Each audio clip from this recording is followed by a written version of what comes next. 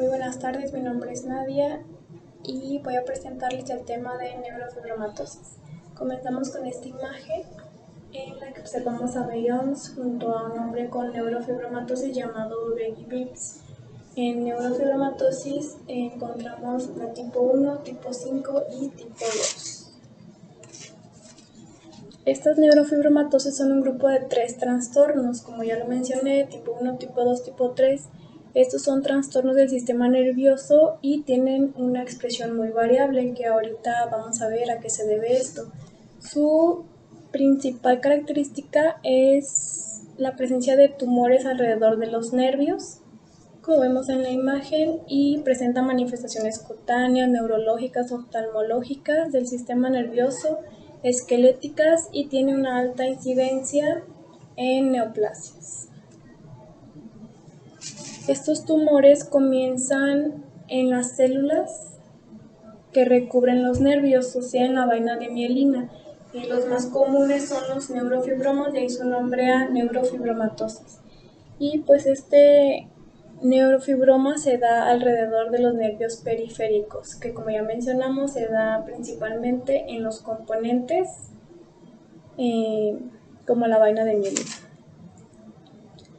En su historia tenemos que la neurofibromatosis siempre fue caracterizada como un trastorno, una enfermedad neurocutánea, o sea, del sistema nervioso y de la piel.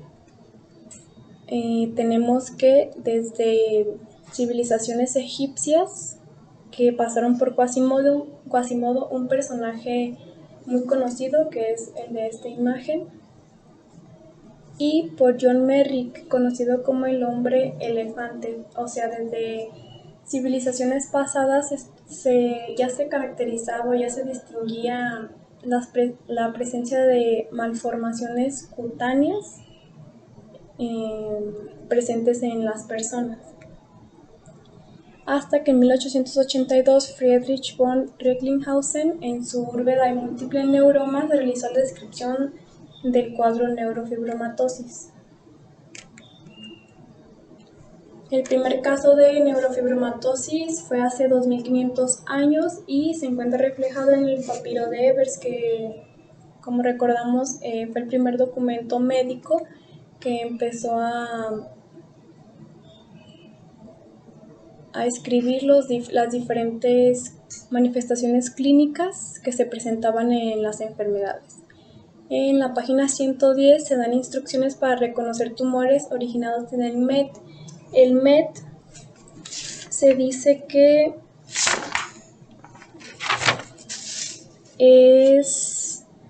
o más bien se le llamaba MET a cualquier conducto anatómico por los que transitaba alguna sustancia vital como el aire. Dentro de estos tenemos vasos sanguíneos, los nervios y tendones también. En el caso 873 se definen a los tumores del MET, en los que podríamos catalogar a los neurofibromas, que eran visibles y palpables. Estos tumores del MET se describen como tumores de consistencia firme, móvil y con nódulos en su interior, que hoy en día se conoce como un neurofibroma plexiforme, que enseguida vamos a ver exactamente qué consistencia tiene y cómo diferenciarlo de los otros neurofibromas. En 1882, Friedrich von Recklinghausen nos da la descripción de neurofibromatosis tipo 1, pero a lo largo del tiempo van surgiendo diferentes formas de clasificar esta neurofibromatosis, como por ejemplo las 4 formas de Hudson, que eran clásica, segmentaria, acústica y manchas café con leche familiares. En 1982 Riccardi propuso 8 tipos, que fueron clásica, mixta, segmentaria, acústica, inclasificable, manchas café con leche, segmentaria y neurofibromas.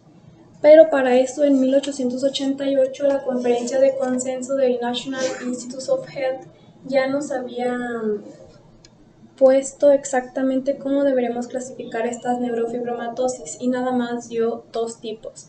La tipo 1, neurofibromatosis periférica o también llamada generalizada, ya que se presenten de forma general en el cuerpo, y la tipo 2 o neurofibromatosis central o acústica bilateral, que tiene que ver con el octavo par craneal que vamos a ver enseguida.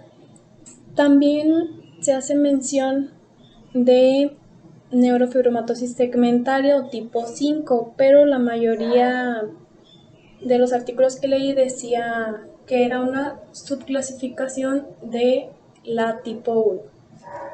Entonces tenemos que el 85% de casos de neurofibromatosis son del tipo 1 y el 15% es de las otras. Bien. Entonces su prevalencia es de la tipo 1, 1 de 3.000 nacimientos. De esos 3.000, 1 de 200 sufre de retraso mental, y de la tipo 2, 1 de 50.000 nacimientos. El 50% de neomutaciones está dada por la edad avanzada, o un factor de riesgo es la edad avanzada del padre. Y pues se presenta en ambos sexos sin distinción de raza o algún grupo étnico. En la genética tenemos su forma de herencia autosómica dominante, como ya nos explicaron qué quiere decir eso. Aquí yo puse una imagen donde las células reproductoras del padre tienen la neurofibromatosis, las células reproductoras de la madre, que es sana, y pues el resultado de las posibles combinaciones, en la que 50% sano, 50% con neurofibromatosis.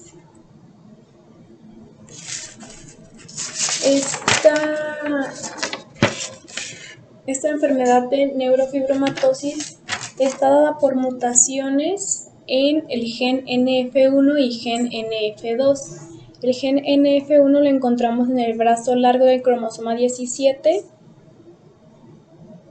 Entonces tenemos cromosoma 17, brazo largo, banda 1, subbanda 2, y el NF2 en el cromosoma 22, brazo largo, banda 1, subbanda 2. Se realizó la clonación en 1990 de este gen y en 1993 del tipo 2. El 90% de las mutaciones esporádicas proceden de los alelos heredados del padre, que como ya vimos, un factor de riesgo es la edad avanzada. Y para la neurofibromatosis 5, esta está dada por una deleción del gen NF1. Es por eso que se dice que es una subclasificación de la neurofibromatosis tipo 1.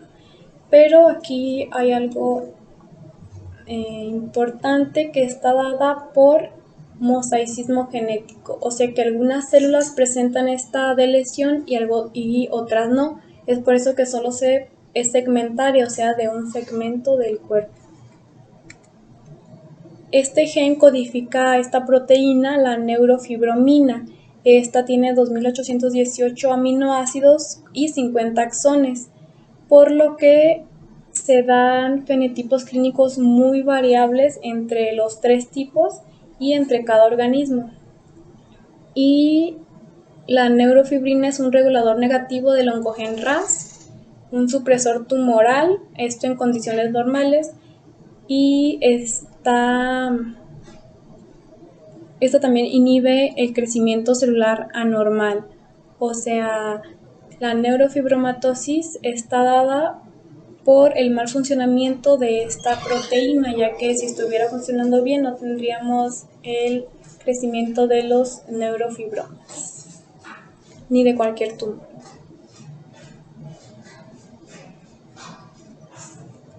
En el producto del gen NF2 tenemos una proteína igual supresora de tumores llamada merlina o schwannomina. Entonces comenzamos con las manifestaciones clínicas de neurofibromatosis tipo 1. Estas manifestaciones clínicas son evidentes o casi siempre son evidentes en el nacimiento o poco después, sin sobrepasar los 10 años. Y suelen tener características dependientes de la edad, o sea, es una enfermedad progresiva, por lo que se tiene que tener un buen seguimiento del paciente para ir identificando, descartando fenotipos que se puedan presentar. En las manifestaciones cutáneas tenemos tumores y pigmentaciones. En los tumores tenemos los neurofibromas, que como ya dije son tumores dentro de los nervios periféricos en su mayoría y tienen una consistencia suave, pueden estar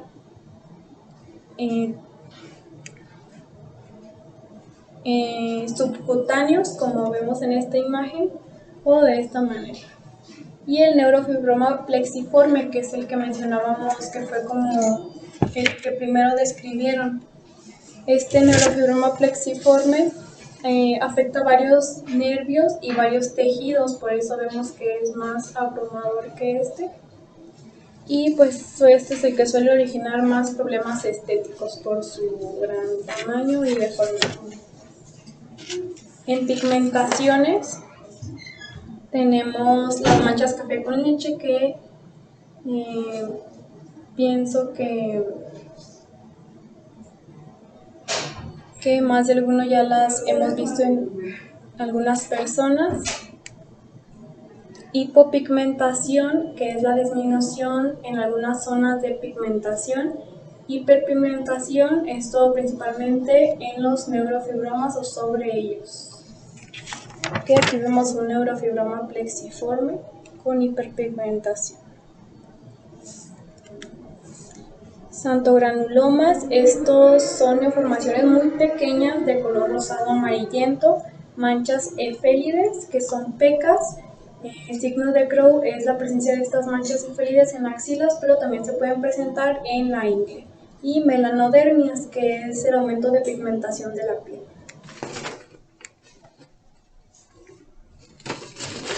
Dentro de las manifestaciones bucofaciales, estas están presentes de un 4 a 7% de los pacientes con neurofibromatosis y su principal afección es en tejidos blandos, como lengua, suelo de la boca, reborde alveolar, paladar y mucosa yugal. Tenemos la hipertrofia de papilas en un 25%, suelo de la boca, paladar y mucosa yugal con nódulos de base sesil o pediculada, que son estos nódulos, y rebordes alveolares agrandados, que es esta parte. En manifestaciones óseas bucofaciales encontramos hallazgos radiológicos como lesión central del hueso, también resultado de compresión originando atrofia o erosión del hueso, también el desplazamiento de órganos dentarios y deformidades tipo displasia, o sea, el crecimiento de otro tejido que no es el adecuado.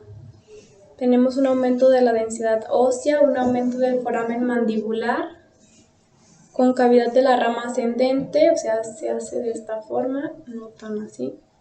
Agrandamiento de apófisis coronoides, ubicación del foramen mandibular bajo, disminución del ángulo de la mandíbula, deformidad del cóndilo y adelgazamiento de la rama ascendente. Tenemos una disminución de la dimensión vertical, o sea, de esta parte del cuerpo mandibular, dientes retenidos, agrandamiento del canal mandibular y prognatismo mandibular. Las manifestaciones oculares, estas son muy importantes. Se presentan los nódulos de Lisch, que son tumores benignos de 1 a 2 milímetros. También se pueden llamar amartomas melanocíticos del iris y gliomas ópticos. Un glioma es cualquier tumor que crezca en partes del cerebro. El óptico principalmente se puede dar en uno o dos nervios ópticos o en el quiasma óptico, que es el lugar donde se entrecruzan estos nervios. En las manifestaciones óseas tenemos incidencia de 30%, Encontramos la macrocefalia precoz, la escoliosis, displasia vertebral, baja estatura. Todo esto está dado por la presencia de estos neurofibromas en los nervios periféricos que no permiten el buen desarrollo de los huesos o que hacen que no crezca hueso, sino puede otro tejido. Pseudoartrosis de tibia y radio.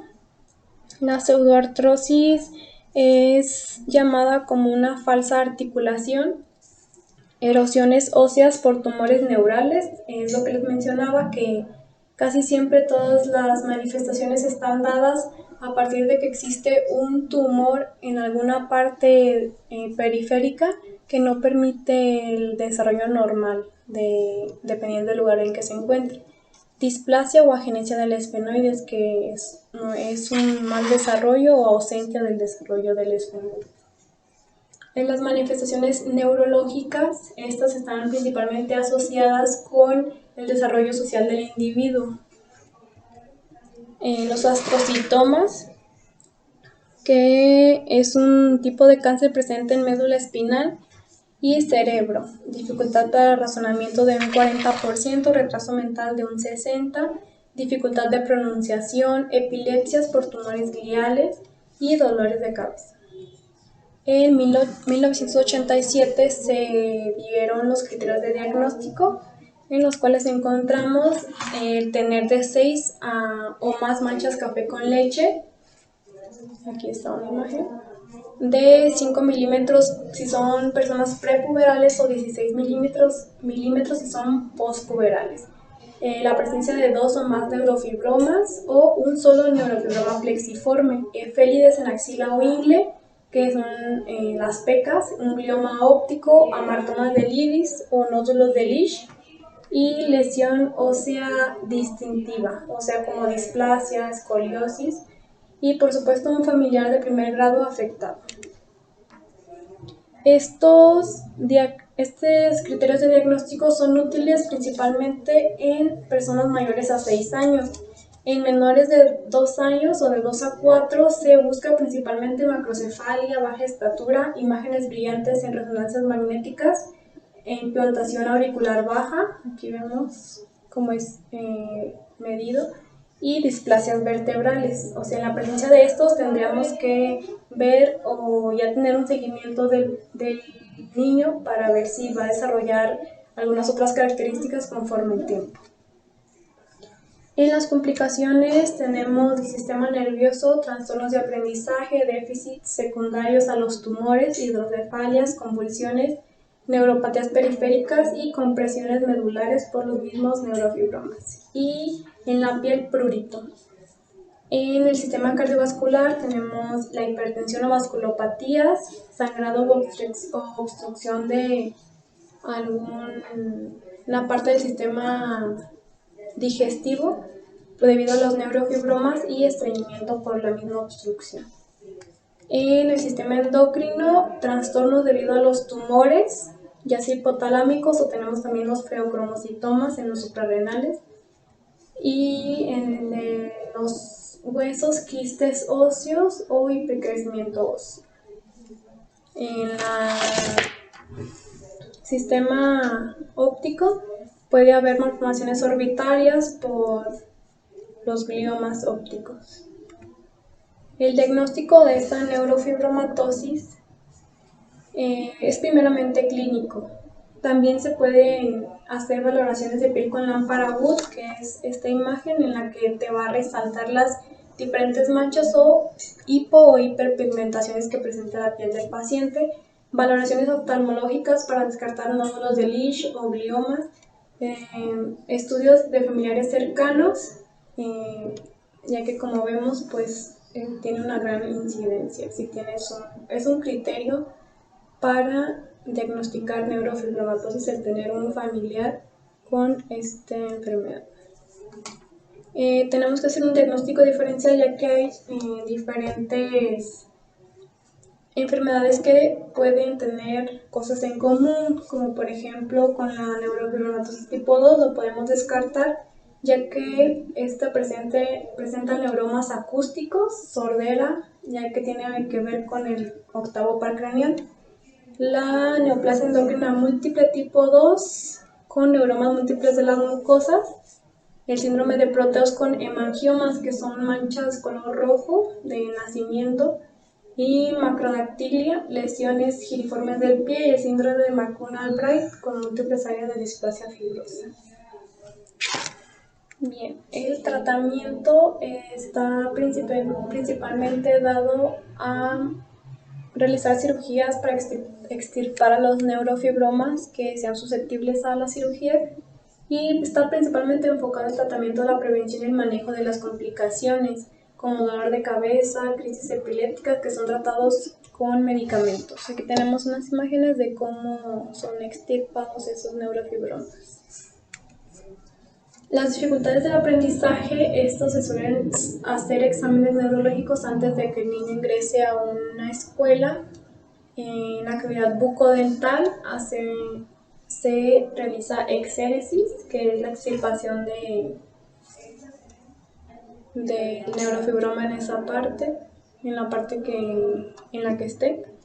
Y este medicamento, ketotifeno, que es un bloqueador de mastocitos, que nos va a ayudar a la pigmentación de la piel, ya sea hipo o hiperpigmentación. Y también se da medicamento para el prurito, dolor y la debilidad muscular. En estos pacientes se debe realizar unas revisiones periódicas, ya que, como vimos, es una enfermedad que va a variar mucho de un organismo a otro, y que va a ir presentando diferentes características o no va a ir presentando diferentes características dependiendo al desarrollo del niño o al progreso de su edad.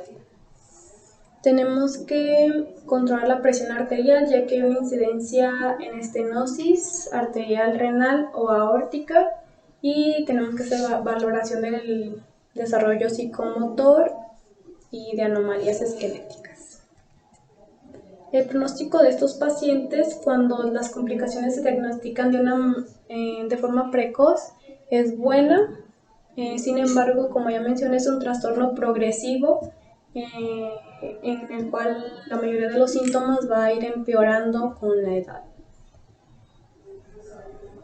Y hay una pequeña cantidad de personas con neurofibromatosis que los síntomas no aumentan, sino que se establecen en un rango y ya no van a progresar. Entonces, refiriéndonos al pronóstico, no es posible predecir el curso del trastorno del individuo. No puedes decirle a tal paciente que ya no va a progresar ni que sí, porque eso depende mucho de la persona, del organismo y pues del paso del tiempo. La mayoría de las personas tiene o puede realizar actividades normales, y como se mencionó al principio, los neurofibromas no suelen ser malignos. Sin embargo, hay veces que sí degeneran de una forma sarcomatosa y generan los neurofibrosarcomas, o sea, el cáncer. Entonces ya tenemos a la neurofibromatosis tipo 5, que, como ya mencioné, se identifica como una subclasificación de la tipo 1. Entonces, la tipo 5 o segmentaria, como vemos, está asociada a un territorio corporal, tanto las manchas como los neurofibromas, y no tienen daño sistémico ni necesario el antecedente familiar. Esta neurofibromatosis segmentaria verdadera presenta lesiones limitadas a un segmento del cuerpo unilateral, o sea, nada más de una parte, y suele desarrollar complicaciones como la tipo 1, como son neurofibromas profundos o subcutáneos y displasias óseas. En la herencia de esta neurofibromatosis tipo 5 se suele transmitir a los hijos el gen completo, la mutación completa del neurofibromatosis del gen NF1. En la tipo 2 tenemos un crecimiento lento en el octavo par craneano. el cual tiene dos ramas, la rama acústica y la rama vestibular para el equilibrio. Entonces, los tumores de esta neurofibromatosis presionan y dañan a este nervio y también algunos nervios que circundan a este. Esa es la principal característica o diferencia entre el tipo 1 y el tipo 2. El tipo 1 era nervios periféricos y el tipo 2 es exactamente en el nervio par craneal 8 o en los que lo circundan.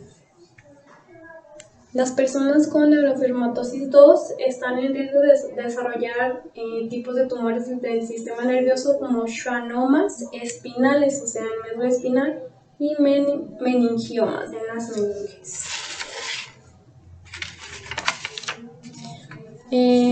A los schwannomas se les denomina así ya que están compuestos por células de Schwann, las cuales normalmente son las que van a producir esta membrana aislante que es la vaina de mielina. Entonces aquí vemos dónde se pueden presentar estos schwannomas espinales y en las meninges. Los criterios de diagnóstico de esta neurofibromatosis tipo 2 están principalmente dadas por las manchas café con leche, y es muy importante la sintomatología auditiva, tumoral neural, principalmente entre los años 45 y 50. En los criterios definitivos tenemos el schwannoma vestibular bilateral, que sería este. Un familiar de primer grado afectado con un schwannoma vestibular unilateral diagnosticado antes de los 30 años y dos de los siguientes, ya sea meningioma, glioma, schwannoma, opacidad lenticular subcapsular, como cataratas. Y los presuntivos sería schwannoma vestibular unilateral diagnosticado antes de los 30, más un meningioma, glioma, schwannoma o cataratas. Y meningiomas múltiples más un schwannoma vestibular unilateral antes de los 30, más uno de los siguientes, glioma, schwannoma, opacidad lenticular subcapsular posterior, juvenil o cataratas. Los síntomas de esta neurofibromatosis tipo 2 están presentes en la infancia, pero suelen ser muy sutiles o que casi no se identifican, que se suelen pasar por alto. Típicamente se hacen visibles o más pronunciados entre los años 18 a 22. El síntoma más frecuente es la pérdida auditiva y zumbido en los oídos, esto ya que, como se mencionó al principio, está dado en el par craneal 8, que pues está en oído y cóclea. También existen perturbaciones en el equilibrio, deterioro visual, debilidad en un brazo o pierna y tumores en la piel, o sea, los neuróticos. En el tratamiento tenemos las imágenes por resonancia magnética, ya que estos nos van a ayudar a identificar los pequeños tumores que se están formando para así verlos de una manera precoz y poder actuar antes de que progrese esta enfermedad. Es aconsejable hacer una cirugía para extirpar el tumor antes de que se pierda la audición. Y también se dispone de cirugías para corregir las cataratas. En el pronóstico en pacientes con neurofibromatosis tipo 2, tenemos que generalmente estos schwannomas vestibulares crecen de manera lenta, pero al paso del tiempo se llega a perder la audición y pues varía mucho de una persona a otra. Estudios recientes sugieren que entre más pronto se inicie el crecimiento de estos tumores, hay mayor riesgo de que progrese hasta un grado mortal. Existen las pruebas prenatales para el diagnóstico de esta neurofibromatosis, como pruebas genéticas clínicas para confirmar la presencia de la mutación en el gen, procedimientos como amniocéntesis o muestreo del vello coriónico, que son estas técnicas que vemos aquí. Aquí está el vello coriónico. Y pues pruebas genéticas para la mutación del gen NF2. Y esto sería todo de mi parte. Por último, aquí les dejé un video de la vida del personaje que les comenté al principio, que es la vida ordinaria de un hombre con neurofibromatosis.